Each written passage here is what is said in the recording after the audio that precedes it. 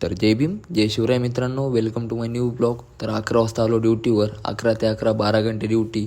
Overtime आहे. Overtime करण्याचं कारण काय आहे ते तुम्हाला मी कालच्या ब्लॉगमध्ये सांगितलं आहे.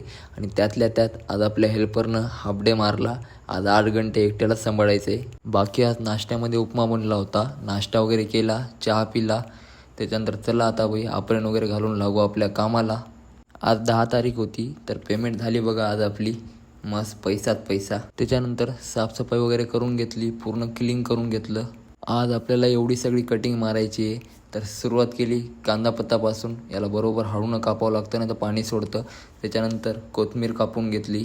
त्याच्यानंतर ऑनियन चॉप करून घेतला. आणि डायस कटिंग पण नव्हती, तर डायस कटिंगमध्ये शिमला आणि कांदा कापून घेतला.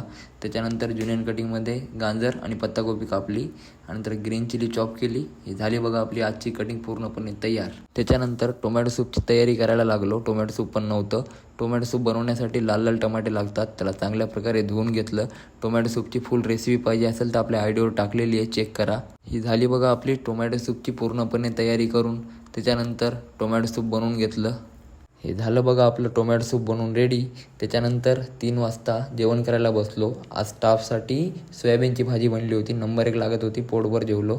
त्याच्यानंतर परत एकदा 6-6:30 वाजता साफसफाई करून घेतली. आणि आपली चायनीजची सेटिंग वगैरे लावून घेतली. कारण की आता 7 वाजता फुल गर्दी चालू होऊन जाते, त्याच्यामुळे सेटिंग वगैरे लावून घेतली. तेल वगैरे भरून घेतलं. ही झाली बघा आपली चायनीजची सेटिंग वगैरे लावून रेडी. हे आपले उत्तराखंडचे शेफ आहेत, आजी शेफ. यांनी ते मुग आणि ते कद्दू पिसून कोणता एक्सपेरिमेंट केला की काय बनवलं की नाव विचारत होतं, नाव पण नव्हते सांगत. याला रात्रभर फ्रीजमध्ये ठेवायचं बोले आणि उद्या सकाळी खायचं. खाऊन मला सांगा बोले कसं लागलं ते, तेव्हा तुम्हाला नाव सांगतो. बाकी भावांनो तुम्हाला माहिती काय काय असेल ते कमेंटमध्ये सांगा बरं.